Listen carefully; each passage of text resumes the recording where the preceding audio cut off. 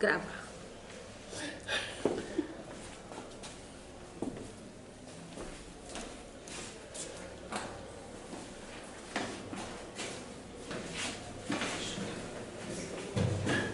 E aí, vamos começar então?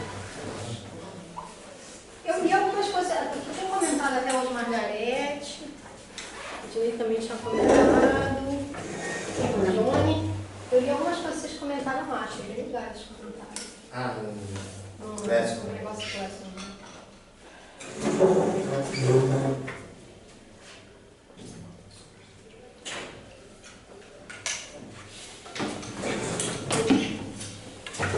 Eu até trouxe também um livro que vocês leram, vocês chegaram a ler, não estava lá na lista para ler, mas a introdução do livro, quando ela conta a história. Esse negócio está funcionando já? Tá. Quando ela conta a história da situação que fez uma situação com o filho dela, né, que fez ela perceber que ela realmente tinha que era realmente importante pensar nesse pacto aí, nessa questão, no tema. Vocês leram nessa parte? Não? Não, né? Tá, vocês me dão licença para ler alguns parágrafos dessa parte? Porque eu acho que é legal, porque situa um pouco, né, o que... Deixa eu contar que ela começa, né, na introdução justamente trazendo aqueles mesmos versos que o Vitor também adora, da Mangueira, ele também, né, tem gosto, né, daquele Brasil, meu negro, deixa eu te contar, a história que a história não conta, o avesso do mesmo lugar, desde 1500 tem mais invasão do que descobrimento, tem sangue retinto pisado, atrás do herói emoldurado. Ela bota aqui 1, 2, 3, 4, 5 autores, todos homens, mas eu sei de bastidores que tem uma mulher que escreveu esse samba, eu sabia não. Aham, tem uma mulher, que eu acho que é a companheira de um desses. E ela é uma autora também de samba, bem consagrada, conhecida. Se eu não me engano é Flávia alguma coisa, eu não tenho certeza. Só disse de um rapaz que é do movimento negro e também da Mangueira, né? Só que a história é a seguinte, a Mangueira tinha uma regra que se você está submetendo algum samba para outra escola, você não pode submeter um samba para a Mangueira. Tem uma escolha de samba, os compositores vão lá, apresentam os seus sambas e é uma votação, né, pelo samba, uma escolha do samba. E ela estava nesse mesmo ano compondo também para uma outra escola. E daí ela teve que tirar o nome dela. Depois parece que eles revisaram essa regra, mudaram essa regra justamente por causa desse caso, porque ela não consta como autora, mas ela é autora, olha aí. Não apaga o nome das mulheres. Não é só no Nobel que se faz isso, né? Hã? Não é só no Nobel que se faz isso. Tá vendo? Pois é. Mas então... Nossa, eu ainda estou meio daqui. Vou ler esse pedaço aqui para vocês. Ó, diz assim, ó.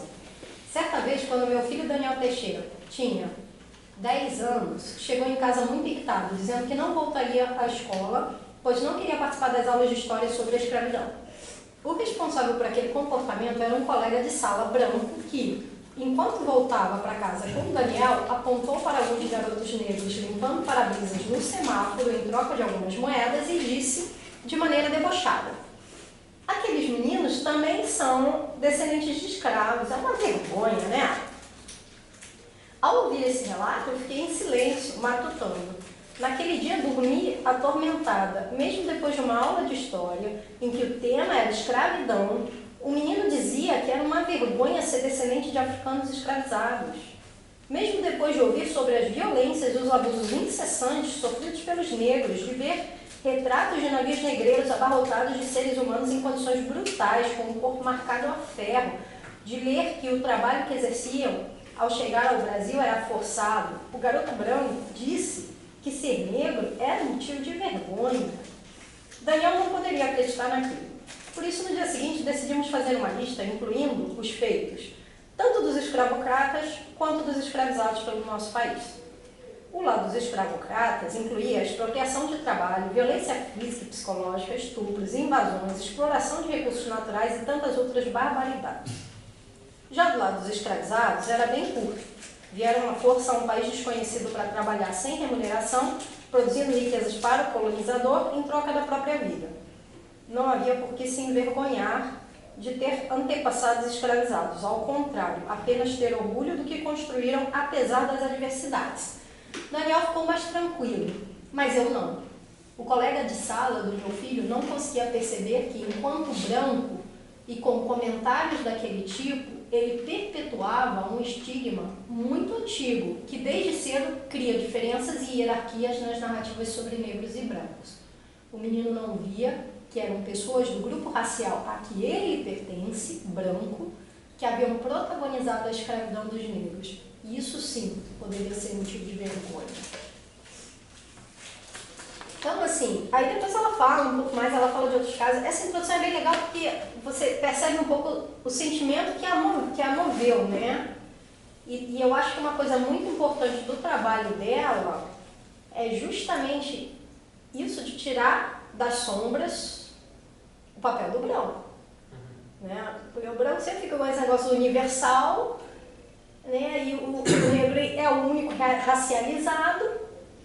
E aí, tudo que você fala sobre o problema do negro é o problema do negro, não é um problema causado pelos brancos, não é um problema da atitude branca, do que foi produzido pelos brancos, é um problema do negro, que a gente tem que tratar por causa do negro. E ela quer mostrar, ela quer racializar o outro grupo, ela quer racializar os brancos. Dizer, não, esse negócio não tem um grupo só, tem outro. Qual que é o papel de um e qual que é o papel de outro. E justamente fazer as pessoas perceberem que ainda hoje, por mais que você diga, né, eu não escravizei ninguém. Não escravizei ninguém, mas eu sou herdeira disso.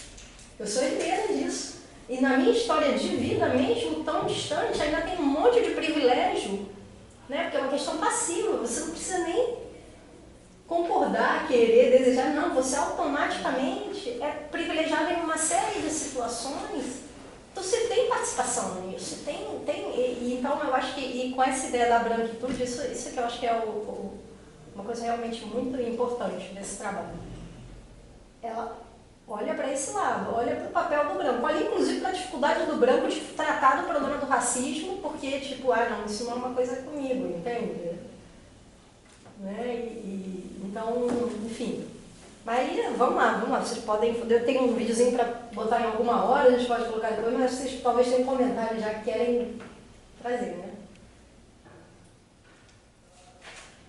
Gente, com o Vitor ninguém fica tímido. Não é timidez, não, só escolher, porque como eu falei, eu olhasse todos os trechos, né? Desculpa. Eu ia dizer que a gente estava falando do outro texto. Mesmo que eu cometi um erro de julgamento, eu comecei lendo o outro. E aí, eu fiz tudo de cabeça para baixo, mas tudo bem. Mas que ele abre falando mais ou menos a mesma coisa. E ele diferencia, bem no comecinho, supremacia branca de privilégio branco de... Como é que tem duas outras palavras que eu não branquitude como ideologia, de racismo, né? Ele vai fazendo um link de uma coisa para outra, antes de entrar numa parte mais educacional. Tem aqui um quadrinho até que a gente fez para apresentar esse pedaço desse negócio, que traz exatamente isso que você está falando. Olha aqui. Esse quadrinho daqui que a gente produziu a partir desse artigo aí, ó, revendo conceitos-chave, né? Branquitude como ideologia, né, que sustenta a supremacia branca, que aí tem a questão do poder e que mantém o privilégio branco, é outra palavra. Exato. Não deve estar dando para ver daí, gente. Não, mas tudo bem. 1-0 para o projetor.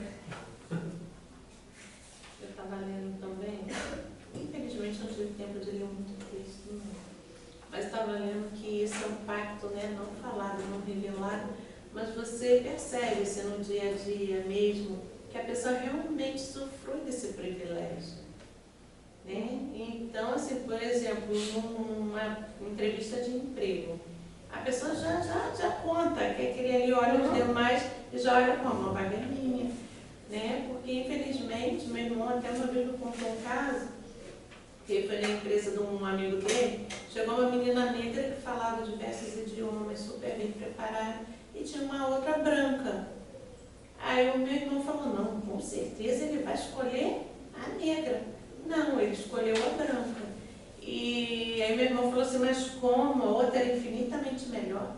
Não, o Marcelo, mas aqui a gente lida, ela vai ser cartão de visita vai entrar logo por ela. Então a aparência dela nos ajuda. Ela foi escolhida pela aparência. A outra, com certeza, é infinitamente melhor, mas a gente precisa de alguém com aparência. Mas tem um trecho do livro da Cida Bento que ela cita isso. Exatamente. Que ela faz uma entrevista, né? Acho com a.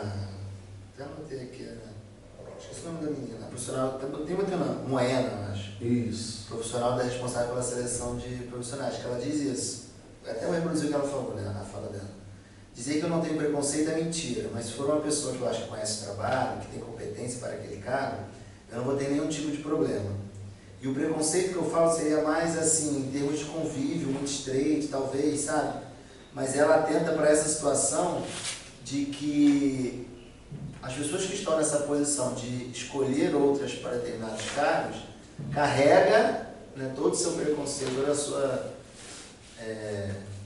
visão, né, discriminatória, enfim, nessa função que está desempenhando. Então, por mais que diga, e ela chama de mito da neutralidade, por mais que ela diga que consegue manter uma distância e fazer uma escolha que é imparcial, né, vamos dizer assim, se pode dizer que há parcialidade ou não, uma questão de racismo, de preconceito, não tem. A pessoa se diz neutra, se diz, né, isenta dessa falsa ideia de que uma vai ser, porque é negra, eu não vou contratar, mas acaba influenciando sim. Ela chama de mito da neutralidade. O texto fala também, contratou 3 negros uma vez. Tem uma parte do texto que fala isso. Aí tu, puxa, você contratou 3 negros, mas se fossem 3 brancos, vocês não. Ninguém acha estranho, não tem nada demais. Não tem nada demais. E dá esse exemplo. É porque o negro ele é como se fosse assim, como é que é? Aquele negócio simbólico. Basta um simbólico. Antes de tudo, você é negro. Não basta só para dizer que tem. Pra dizer que tem, né? Pra dizer que tem, mas se tem mais do que um, eu acho que o texto dela é muito preciso, tanto nos exemplos quanto nas definições. Os exemplos são muito E aí ela fala que o fato de ter mais gente já cria aquele sentimento de competição. E aí abre a margem para se escancarar o risco, né? Mas a competição entre os brancos é naturalizada. Não, é isso. Aí você tem um sistema meritocrático, e eu acho que ela escancara o sistema meritocrático. Acho que quem fala de meritocracia tem que ler um pouquinho disso aqui para poder entender que é tudo uma falácia. Pode existir desde que entre os iguais.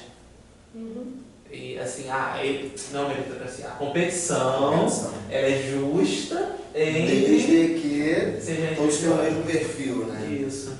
Acho bem legal. E o interessante na questão dos exemplos é pensar de como as organizações se comportam com isso.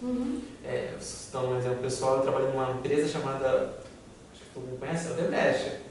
E aí eles tinham um programa para levar pessoas no Japão para fazer um treinamento lá. E eu fiquei lendo, eu fiquei recordando, assim, será que eu já vivi isso no ambiente empresarial em algum momento? E eu não percebia. E aí um exemplo que eu bateu assim, quando a empresa levou os coordenadores para o Japão, tinha um auxiliar. Qual era o perfil desse auxiliar? Ele é o jovem brilhante. Mas aí eu peguei, não é tão jovem brilhante. Ele era o jovem que a chefia via como aquele que seria trabalhado para ocupar as posições futuras. É aquela pessoa que já havia sido selecionada como o herdeiro. Acho que trabalhar o conceito da branquitude tem muito a ver com isso. Enxergar que a herança ela é dada e ela é perpetuada, né? Ele já tinha sido selecionado como o herdeiro daquele grupo que levaria à frente toda aquela estrutura. E era branco, né? Coincidência, né? E que ele era branco, e ele não, e assim, não era só branco, mas tinha aquele estilo meio galã, meio Caio Castro, assim. Aquele perfil. Tinha cara de europeu? Ele era igual o Caio Castro, então. É um ator da Globo. Ele fez o Dom Pedro na novela. Viu? Ele fez Dom Pedro na novela. Então, assim, o ponto que eu enxerguei foi esse: como o processo de herança e perpetuação do grupo é fundamental, né? E isso você vê em qualquer lugar. Quando você sempre tem o apadrinhamento, tá? Fulano está na posição de elite, já escolhe quem é que ele vai levar consigo. E faz. Eu achei assim muito incrível. Eu sempre me lembro, na época que foi institucionalizada a Copa, a CA, quando começaram a anunciar, né, que tinha sido aprovado e tudo, alguém falou que estavam chamando o negro de incompetente, que não sei o quê. Aí quando eu fui ver na reportagem, era um parlamentar branco. Eu falei, simplesmente, é uma ameaça ao domínio deles. Porque entrar negro e pobre na universidade por cotas, né, está simplesmente abalando a estrutura do poder deles, de manutenção do poder deles. Porque aí mais negro, mais pobre vai poder ascender. E o pior disso tudo, que as pessoas falam isso, colocando em cima do negro aquela dúvida, poxa, estão me chamando de incompetente? Porque eu vi várias vezes reproduzida essa fala. A minha vizinha, ela tem pós-graduação, professora de história, se aposentou e tudo. Aí ela estava conversando comigo um dia desse, falou assim, eu não sou a favor de cota, ela é negra. Eu, por quê? Eu estudei, fiz faculdade e tudo, não precisei de cota, não sou a favor. Eu falei, ah tá, tua realidade é igual de todo mundo. Teu pai tinha dono de cartório, era escolarizado, lutou para vocês estudar. A tua condição era igual de todo negro do país, né? Realmente você está certa. Ela, Wilza. Mas ela veio de uma situação que não era mais comum, não é? Então, mas essa fala desse homem, desses parlamentares, ficou na mente de muita gente até hoje. Não, e outro problema disso também, que a gente vê, que eu percebo, né, sobretudo lá com as conversas que a gente tem no EMAR também, é que isso contamina os próprios alunos negros cotistas. Eles têm vergonha, alguns deles, de dizer eles dizem assim, no fundo eu acho que não é justo. Usufruiu a cota, mas acha que não é justo. Por quê? Porque ele absorveu esse discurso da meritocracia. Não, que você não precisa de cota se de fato você merecer. Se você precisou de cotas é porque você não merecia. Não é? A negócio foi isso. É muito ruim. Mas tem outro lado da cota também, que não é só dar a vaga, expor isso para a sociedade, os problemas para a sociedade. Isso é muito mais importante até. E tem uma questão, né, que eu vou até comentar com vocês aqui. Eu até quero ler também depois uma continuaçãozinha daquele trecho que vai falar exatamente essa questão que vocês falaram, mas uns parágrafos que vai falar essa questão do emprego. Mas tem uma... Eu estava lendo agora esses dias, por causa do trabalho do Agnaldo, né, de assim, eu vou trabalhar também com a questão da educação antirracista. Eu fui pegar algumas coisas e olhar com mais cuidado lá no livro do Silvio de Almeida sobre o racismo estrutural e institucional, né, e a diferenciação, que é uma coisa que em geral as pessoas misturam muito. E aí é interessante, né, que vocês estão falando dessa questão da cota, tem também outros aspectos, mas a cota a gente pode considerar que é uma questão institucional, né, uma medida institucional que busca dar conta do racismo nessa esfera. Só que o Silvio Almeida vai dizer, por exemplo, que na verdade o próprio racismo institucional é um reflexo do estrutural, que na verdade permeia as relações na sociedade, sabe? As relações de todos os tipos, né? E aí, isso é muito forte, porque daí o que a gente vê na universidade? Você vê, por exemplo, que o aluno entra pela cota, mas o professor mantém, que foi criado, foi educado nessa nós somos racistas nessa cultura racista que a gente permeia, ele reproduz uma série de coisas que vai acabar levando muito boa parte desses alunos à evasão, né? Aquela ideia de, não, tudo bem, mas você não sabe isso, ou às vezes até tratando como se até esperassem menos daquele aluno, né? E aí você gera no aluno uma sensação de que ele não está apropriado para aquele espaço, né? Desculpa a apropriação do termo, é quase que um capacitismo. Eu não sei se estou comentando muito gigante, mas eu posso esperar menos de você, porque eu sei que você não tem para dar, então... Isso o Leiva fala, o Leiva e como é que é o nome do outro mesmo? Isso, eles falam nesse artigo, né? Eles falam desse tipo de trabalho aí, dessa questão da branquitude, das expectativas em relação até à capacidade matemática, saber matemática. Eu tive um professor aqui, não vou dizer o nome, no meu primeiro período, que ele falou, o aluno fez uma pergunta e ele respondeu assim, não vou te explicar não, porque você não vai entender. Olha só. Se fosse meu filho que estivesse ali, eu acho que eu tinha dado aula. Gente, que isso. Ele falou isso. Falou. Uma coisa que é porque ele está aí. Mas eu fiquei assim, porque ele ainda está aí, para dar aula aí, né? Mas foi isso, eu escutei. Eu estava lá. Não, eu estava lá, ele disse isso. Não, mas Não tem problema. essas e outras frases que a gente já ouviu e continua ouvindo por aí, né? Eu fico vendo, né? Quando eu fiz a graduação, foi muitos anos atrás, né? 94 a 98, e depois eu fui para a UF fazer física, né? E quando eu ouvia coisa desse tipo, eu já Ficava... Não, já botava para fora. É, já era Eu outro acabei, momento, né? Já era mais já maduro, tinha, porque eu lembro que uma primeira vez foi uma questão, eu estava fazendo uma disciplina que era física, eu queria fazer novamente, porque lá tinha experimental, e na UERJ eu fazia matemática, então eu só fazia a parte teórica. E estava fazendo aquele curso, e a professora sempre me elogiava e elogiava mais 2 pessoas, né? Aí no final do curso foram esses 3 que foram aprovados. Aí eu não aguentei, eu falei para ela, assim, não, mas olha só, eu sou formado em matemática, ele é engenheiro e ele é oficial do bombeiro. Todos são formados, só foram aprovados formados. Aí eu falei, ó, o erro que você está cometendo é que você está cobrando cálculo e eles estão estudando cálculo agora na matemática, então você está cobrando algo que eles não viram ainda. Nossa, acho que se ela pudesse, ela me reprovaria. Eu falei assim, mas não é por aí, você está achando que eu preciso ser aprovado? Né? E depois você, em alguns outros momentos, em outras instituições, você vê discursos semelhantes a esse. Né? Eu tinha destacado aqui desse texto, né, que a gente já vem assim ao longo do curso, ganhando mais consciência de muitas coisas, né? Isso vai tirando a gente da ignorância, né? Então cada vez você, assim, o Quintanilha já falou isso várias vezes, né? Que ele aplica em sala, e eu também acabo, às vezes não só na sala dos professores, né? Essa coisa já vai estar por dentro, está contigo, então você vai falando, né? E eu destaquei assim, um pequeno trechinho que fala assim, ao desnudar as relações de dominação, as pessoas podem se tornar mais autoconscientes, acho que é o que está acontecendo conosco, né?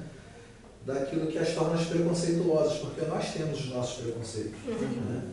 E eu lembro que tinha uma chamada de algum programa de televisão que era assim, onde você guarda o seu preconceito. Né? Eu lembro muito disso porque o natural é você falar, eu não tenho preconceito. Aí, logo o repórter ia esmiuçando, isso assim, assim, assado, ia mostrando exemplos e você se identificando, aí a pessoa falava assim, é verdade, eu tenho preconceito. E eu lembro que depois que eu ouvi essa frase e essa provocação do repórter, eu falei assim, meu preconceito eu escondo ele lá dentro, mas muito lá dentro. Por quê? Porque eu tenho vergonha. Né? E... Mas ter vergonha já é um primeiro caminho. Não. O problema foi nem isso. É isso, mas a questão é que a gente está vivendo assim, essa questão da extrema-direita, essa vergonha virou orgulho. Virou orgulho. Porque a gente fala assim, não, mas você está falando isso, cara. Você deveria ser uma vergonha. E o cara fala, assim, tá tudo invertido. Você deveria ter vergonha. Você deveria manter isso no caminho da vergonha, lá no seu interior. Na vergonha, você tirou da vergonha e botou para o lado do orgulho. Foi pior. Né? E, assim, eu vou dizer assim, identificando preconceitos, gente aqui, né, identificando preconceitos, reconhecendo, debatendo. E aí foi o que a Usa falou agora, né, sobre esse pacto, que ele é não verbalizado, mas existe, e aí quando fala assim pacto, você primeiro tem aquele impacto com a palavra, daqui a pouco você fala, realmente, é um pacto mesmo. Acho que é bom dar nome às coisas, né, para ficar bem claro do que a gente está falando. Tem impacto. Por quê? Porque ele privilegia alguns grupos. Então, se você está do lado privilegiado, você se apropria daquele pacto. Se você não está, o que você faz? E a gente percebe assim, várias pessoas, e eu acho que ao longo dos anos, e às vezes eu pego e provoco alguém e falo, não, peraí, você está achando que isso está errado? Aí o cara, não, só porque você não está sendo beneficiado e as pessoas não se sentem confortáveis. E acho que cada vez mais a gente vai se conscientizando disso, das duas, ou você vai continuar fazendo isso, ou você vai, não vou fazer mais não. Então eu já tomei essa decisão de vou fazer assim, vou continuar provocando e mostrando. Não gostou? Ótimo. E aí eu vai dizer assim, não reconhecer ou negar esses privilégios tem o propósito de favorecer a perpetuação desses pactos, dos seus interesses. E a gente vai ver em vários lugares isso. Está um cara falando isso aqui num discurso, mas numa outra situação ele está aplicando. A gente vê isso na política, a gente vai ver isso na sala dos professores, a gente vai ver isso na família. Né? Então, eu estou falando assim porque eu vejo isso nesses ambientes. E até o Vitor já falou outras vezes que ele não fala com uma parte da família dele. E eu sempre fui o cara de estar sempre com todo mundo, mas assim, já de algum tempo eu já estou começando a colecionar pessoas que já... Eu nem chamo de inimigo, porque eu falo assim, eu não vou dar esse título para ninguém. Mas já vai ficando do outro lado, né? Até mesmo familiares. E eu acabo me posicionando quando as pessoas falam assim, não, mas você precisa entender que você está só defendendo os seus interesses. Então, assim, não reconhecer ou negar, é o que a gente chama de negacionismo, e a gente está usando essa expressão, né, da pandemia para cá, por conta do antigo governo, mas a palavra, essa expressão já era usada antes, eu só nunca tinha ouvido. Né? Aí depois eu vi essa aplicação do negacionismo em outras situações, eu falei, realmente é isso, o cara nega, mas ele sabe por que ele está negando, é para defender os interesses dele. E essa questão do orgulho, né? A sensação que dá é que a Cidadania denunciou um pacto silencioso. Na medida que esse pacto é denunciado, algumas pessoas rejeitam assim, não, isso é besteira, isso não existe, né? Vamos fazer. Acho muito engraçado que ela fala, né? ninguém se reúne às 5 da manhã para Isso, como é que a gente vai ferrar o agricultura? porque é exatamente isso, é silencioso, né? Você vai... Mas ao mesmo tempo tem uma outra parcela da população que de fato é supremacista abertamente.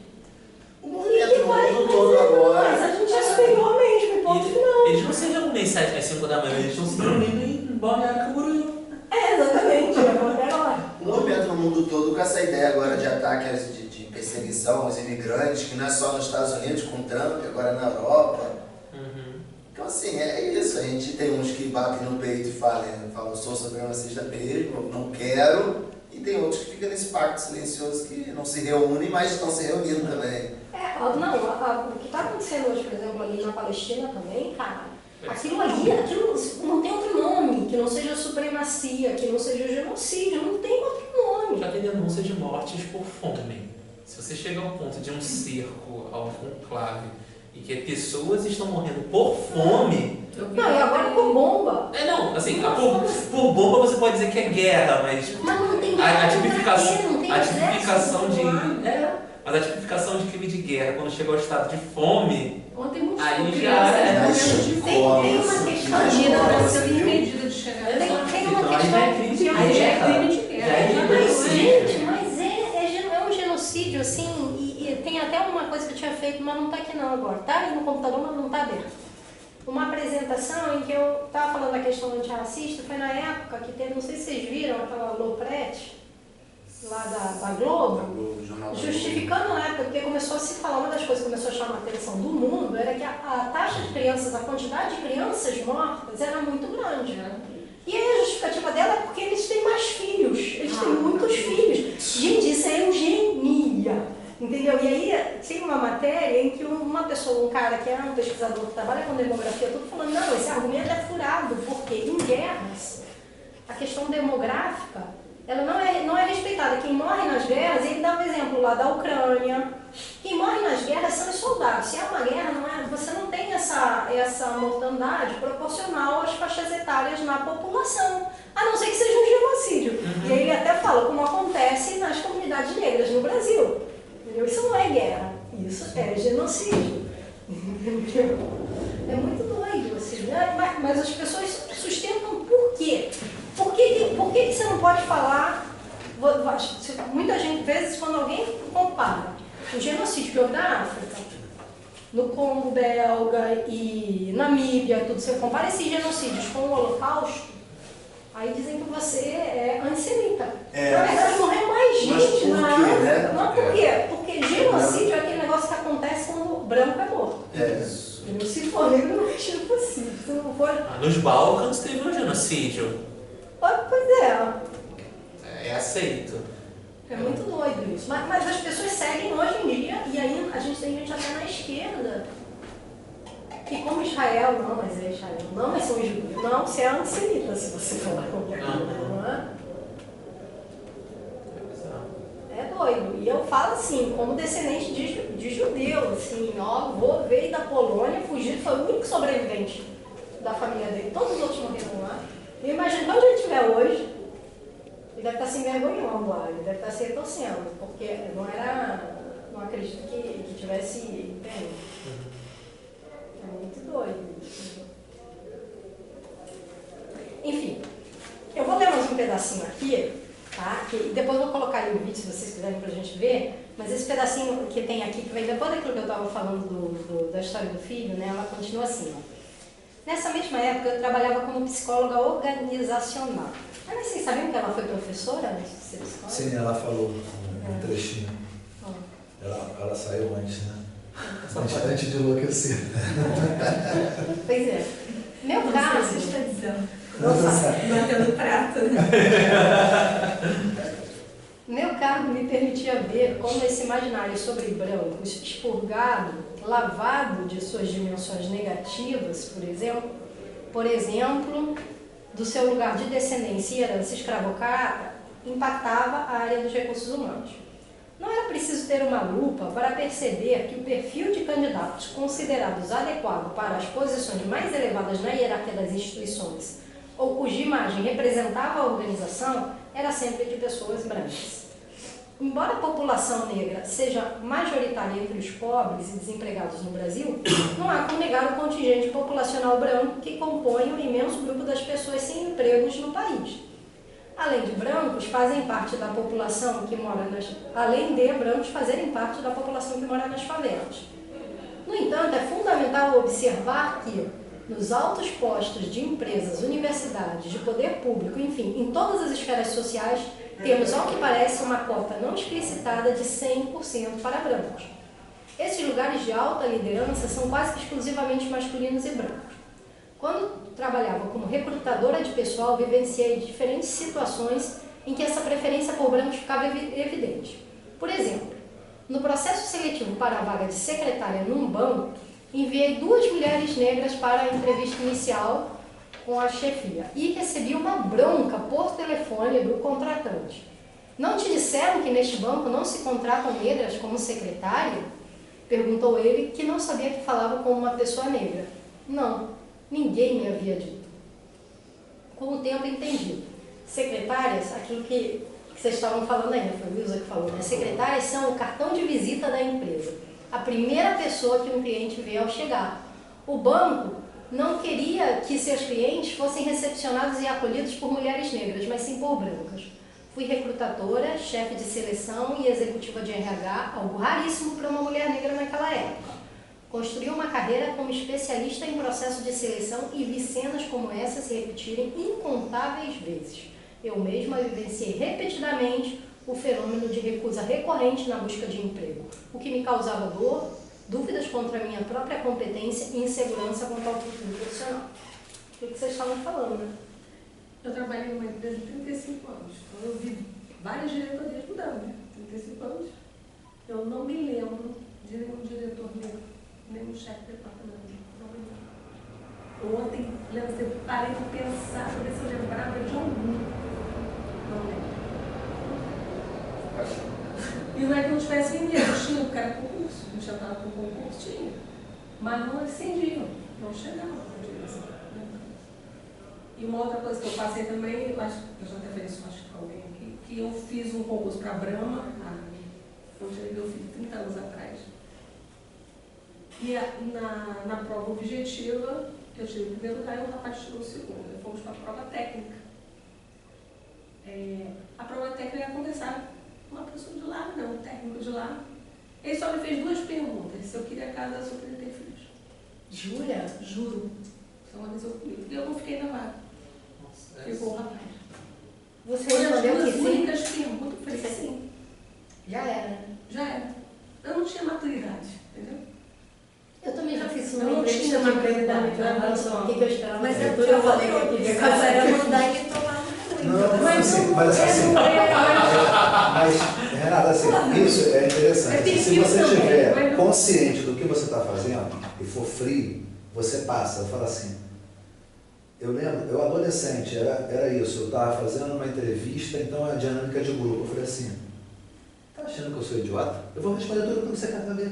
Tudo aquilo que você quer ouvir, eu vou te responder. Quanto mais Ela fazia as idade, perguntas, tinha essa eu começava assim, tinha. sabe assim, nunca tinha pensado naquelas coisas de trabalhar em banco ou algo do tipo, mas assim, eu respondia o que ela quer ouvir, não o que eu quero responder. E aí no final eu passei no processo e falei assim, então é fácil, é só você fazer o jogo inverso, né? Ela quer entrar na minha cabeça, eu vou entrar na dela. Mas isso requer maturidade, né? Sim. Isso vem com o tempo. Né? Hoje eu responderia completamente diferente. É isso. Eu ia responder o que ele queria ouvir. Hoje você pode dizer, não, eu nem sou fértil, na verdade eu já Algo do Nem tipo. sou mulher, não. Mas foi meu preconceito com a mulher também. Sim. Né? Mas isso não resolve, era capaz de você dizer que não queria casar e não queria ter filhos, e na cabeça deles você ser tirada do estereótipo de figura feminina interessante, então eles estão continuando te contratando. Se ele já chegou numa entrevista trazendo essas perguntas, ele já tinha decidido não te contratar antes de entrar na entrevista. Provavelmente você já Então não adiantava. Mas A única possibilidade era se o cara fosse um macaco batendo prato mesmo. talvez. Se a cara chegou e é totalmente desqualificada, vamos pensar naquela mulher que não quer ter filho e que não quer casar. Mas assim, o homem incompetente ainda é mais ouvido do que a mulher competente, então Isso. ainda tem uma questão aí. Mas eu ia comentar a gente está falando de processo seletivo, eu estava falando de processo seletivo, terminou semana passada, e aí foi a última etapa que era a entrevista, era diretor, vice-diretor, responsável de RH, estagiária de RH e eu falei, nossa, que isso, gente? Tá bom então, né? Mas aí até foi uma entrevista ok, não fizeram nenhuma pergunta, aquela lista de perguntas que o RH não deve fazer, a gente tem essa listinha, né? De, tipo, se me perguntar isso é um alerta vermelho. Não fizeram nenhuma, já tá mais tranquila, mas teve uma pergunta que, se você me perguntar agora o que foram todas as perguntas, eu não vou lembrar, mas assim, teve uma que eu achei muito interessante. Era pro colégio do SESC, que tem lá na freguesia, que é tipo, colégio gigantesco, é maior do que um condomínio, é gigante. Que tem alojamento. Exato, que hoje em dia é um internato até. Isso. Mas que eles estão querendo tirar a parte de internato e trocar para abrir ensino fundamental. Mas enfim, isso eles me contaram. A questão era, em uma das etapas tinham perguntado um monte de coisa, perguntaram sobre o mestrado, perguntaram sobre pós-graduação, perguntaram sobre experiência, blá blá blá blá. Lá pelas chances falaram, a gente queria falar, você com certeza pesquisou sobre a empresa, e eu pensando, não muito, mas vamos ver o que você pergunta. E a gente queria falar um pouco sobre como é que funciona aqui. Por favor. Aí a gente tem, apesar de ser um colégio particular, ele é pago, mas a gente tem uma, não sei quantos por cento, tipo, metade dos alunos, mais metade dos alunos sendo cotistas, sendo bolsistas. Aí eu falei, tá, tipo, ok, o que você quer perguntar com isso? Aí, a gente quer, eles fizeram uma pergunta meio esdrúxula do tipo, o que você acha dessa diversidade? Como é que você acha que o colégio deve se portar diante dessa diversidade? Tinha uma parte da minha cabeça que ficou perguntando, por que eles estão me fazendo esse tipo de pergunta dando processo seletivo? Eu acredito muito que onde tem placa tem história, né? Então, se você está dando um trabalho para um professor que você está contratando para o colégio, você perguntar uma coisa dessas, eu tenho duas opiniões, dois caminhos que eu nunca vou saber qual deles é. Ou eles já tiveram uma experiência muito negativa com um professor muito babaca em outro momento e estão querendo jogar um verde para ver se você vai mostrar Se você é bolsonarista. Exatamente, se você quer se mostrar amplamente preconceituoso, porque eles não mencionaram questão racial, eles não falaram diretamente de classe social, eles não falaram diretamente sobre nada. Eles disseram, nós temos uma ampla variedade, nossos alunos são grupos muito diversos, e a maior parte deles é bolsista. Eu entendi que com isso eles estavam querendo dizer. É um colégio que vai pegar ao mesmo tempo classes mais altas, ainda mais estando localizado onde que é na freguesia Barra, e vai ter, imagino que filhos de funcionários do SESC, outros tipos de alunos bolsistas. E eles me perguntaram isso e eu falei, bom, ou eles estão querendo saber se eu vou abertamente ser horrivelmente preconceituosa no meio do processo seletivo, ou que se eu tiver meio cérebro, mesmo que fosse a minha opinião, eu não seria, ainda mais quando te fazer a pergunta, ou eles estão querendo ir para um outro lado. lado, que é aquele famoso marketing do mês do orgulho LGBT, né? Que é tipo, enquanto a gente está em junho, todas as empresas levantando bandeirinhas, eu falei, o único outro caminho que eu vejo eles estão querendo já reafirmar para os candidatos que eles são uma empresa super inclusiva. Sim. E aí, para já começar, para seja lá quem fosse admitido na empresa, eles já terem dito isso antes, do tipo, tá vendo como nós somos uma empresa, que aceita, um colégio que aceita todos os tipos de alunos? E aí, uma vez que você entra, você já entra tendo ouvido esse pré-discurso e vai ouvir o que acontece lá dentro depois disso. Eu falei, eu não consigo imaginar um terceiro caminho, porque assim, Mas que tipo foi de pessoa... chamada? Então, foi chamada? Isso foi agora semana passada. Qual foi a sua resposta?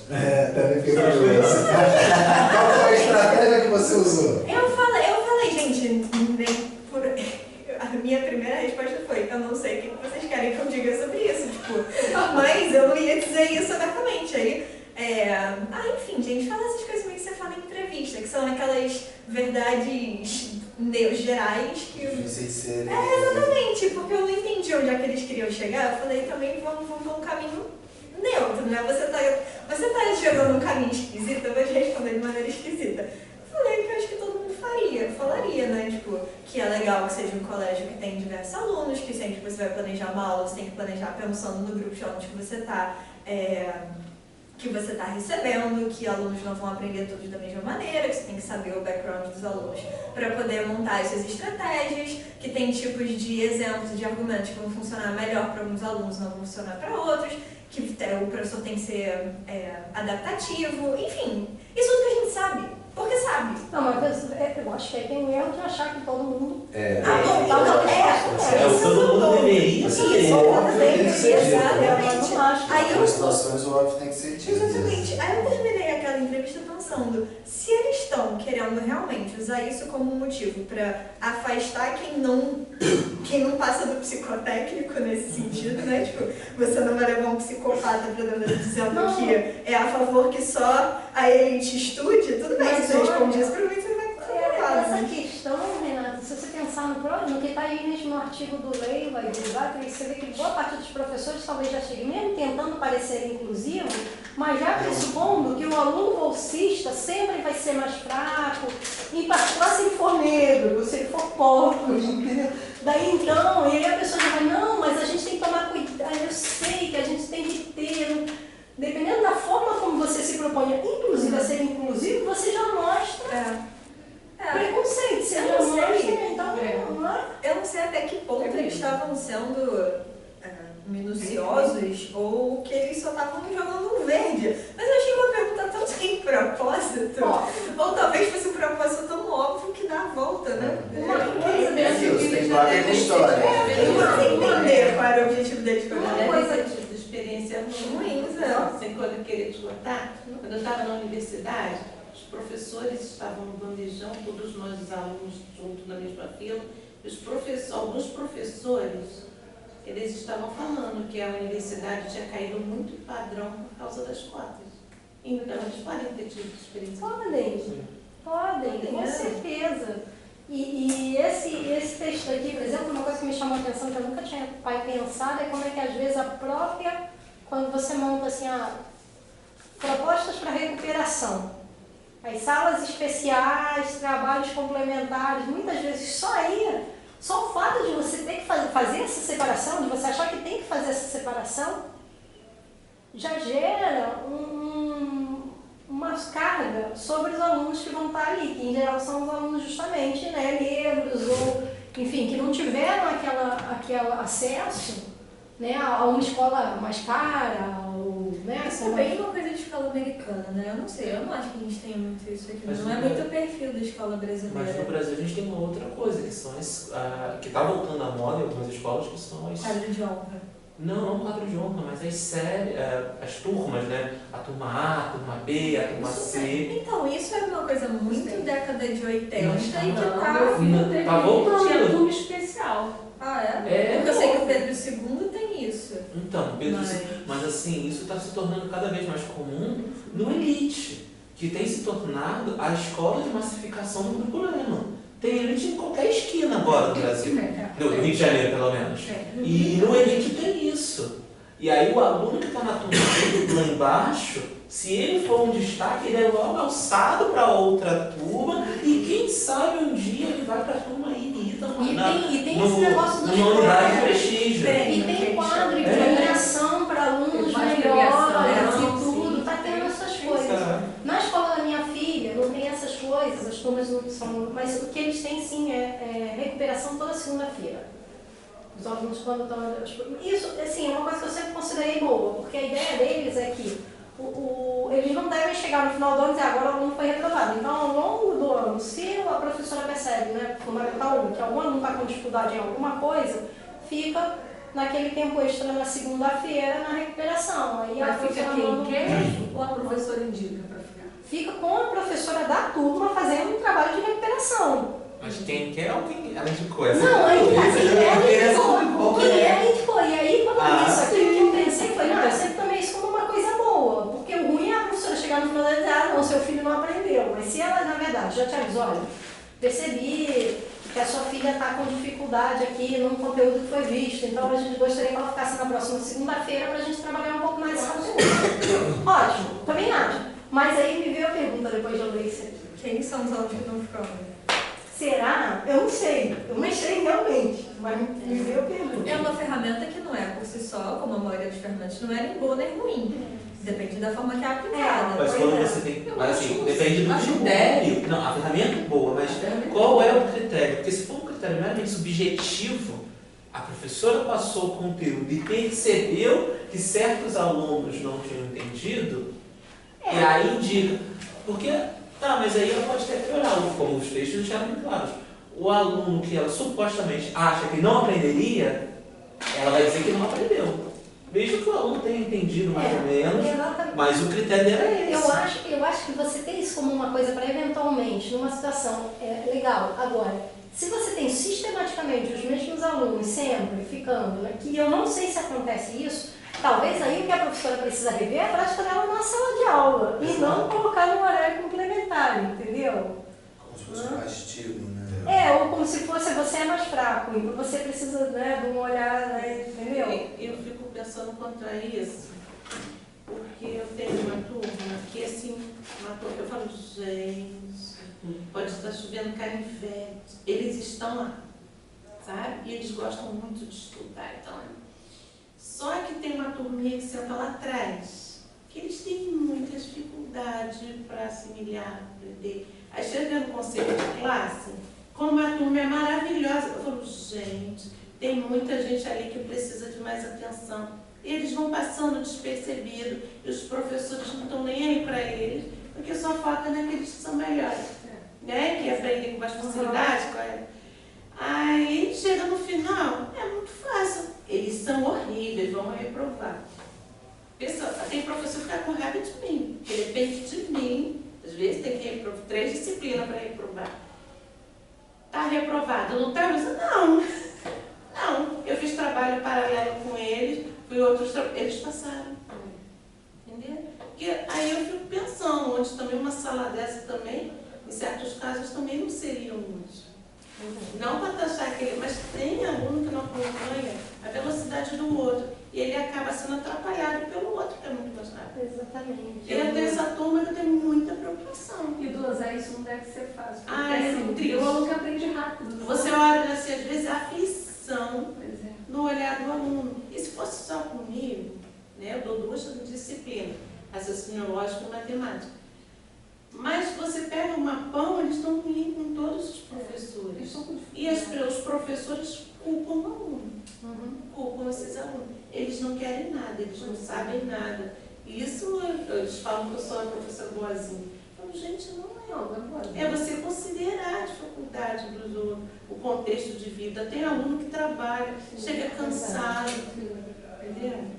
Então, nessa questão, eu fico bem pensativa. Eu me pergunto se não tem ainda um outro caminho que a gente não levantou, que é o aluno que é chamado vez ou outra para participar de um grupo de apoio, por exemplo, mas o que me fica e os alunos que talvez precisassem e não são chamados, Porque o aluno que é chamado, você de alguma forma está ativamente trazendo esse aluno para perto da escola, para perto do professor, para de alguma maneira, uma etapa que vai chegar mais perto do objetivo do colégio, seja lá como ele for pensado, né? Mas e se os alunos que precisam e não estão sendo chamados porque eles não são considerados aptos nem para serem resgatados? Já é uma coisa ainda mais lá embaixo. Essa sala extra poderia ser aberta a qualquer aluno que se sentisse. Não, mas nessa escola em particular, uma escola particular, né? Eu acho que não ocorre isso de ter alunos que são deixados de lado, vamos dizer assim, né? Eu acho que, inclusive, é uma escola católica que funciona, como é que esses negócios que teoricamente não tem fim lucrativo. Filantrópico. Teresiana, né? É Teresiana, Santa Teresa. E aí é uma rede grande, espalhada no mundo, não sei o quê, mas eles têm muitos alunos bolsistas também, mas eles têm eu acho que ali não ocorre isso deles. Eu não sei como eles lidam com a questão da própria questão da inclusão, né, de alunos com deficiência. Né? Tem alunos com diagnóstico na turma da Clara, eu não sei se esses alunos ficam ou não nesses horários especiais. Né? Tem alunos autistas, tem aluno TDAH, eu não sei. Deixa esse momento aberto para qualquer aluno que quiser. Mas os alunos com essa idade não querem. Então, Mas os os pais pais querem. 10 anos. Mas os pais nenhuma idade eles querem. Não, mas eu talvez mais velhos eles reconheçam mais a necessidade. Mas eu acho que isso, a escola é muito aberta aos pais lá. Né? Eu acho que se um pai chega e diz assim, não, estou sentindo que meu filho está com dificuldade, vai lá e eles vão colocar. O que o Pense tem, eles chamam de monitorias, né? São tipo horários semanais que eles têm não é um professor, é um estagiário, um de licenciatura, que é o estagiário que atende durante aquele horário, vai ser aberto a qualquer aluno.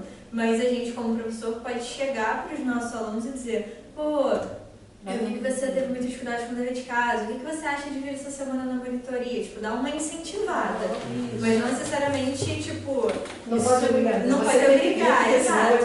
Mas a gente dá uma recomendada para os alunos que a gente sente que tem uma necessidade maior de apoio. Mas aí não é como a gente. O Aguinaldo, recomendo fortemente que você venha nessa área. Recomendo fortemente, eu falei, já sei, Aguinaldo, é obrigatório. Né?